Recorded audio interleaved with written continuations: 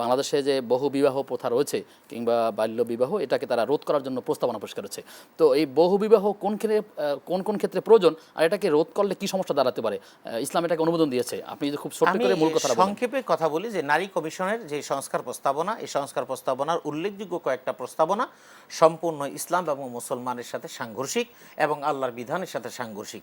এক নম্বর কথা হলো বহু বিবাহ মানুষ করুক আর না করুক, ইসলাম এই সুযোগটা রেখেছে, এই জন্য মানুষের একাধিক বিবাহের প্রয়োজন হতে পারে। যদি কারোর কয়েকটা কারণ বলেন মোটা দাগে, যে কোন যেমন কোন কারণে। একাধিক বিবাহের কয়েকটা কারণের মধ্যে যদি তার স্ত্রী অসুস্থ হয়, অথবা তার জৈবিক কামনা চাহিদা যদি বেশি থাকে, তার যদি প্রয়োজন সে মনে করে, এবং যদি সে যদি একাধিক বিয়ে করার পরে তাদের প্রয়োজন পূরণ করার মতো সক্ষমতা থাকে, তাহলে তার বিয়ে করা এই সুযোগ আছে। সমাজে বা রাষ্ট্রে যদি নারীর আধিক্য বেশি হয়ে থাকে, আধিক্য বেশি থাকে, এবং সাধারণত নারীর আধিক্য বেশি হয়।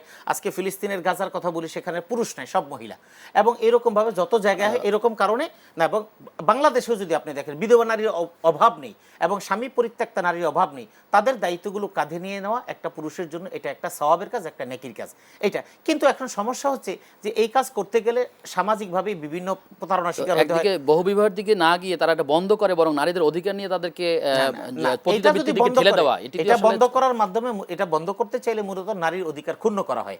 এরপর বাল্য বিবাহ ওনারা যেই কথা বলেন, এটা বাল্য বিবাহ না।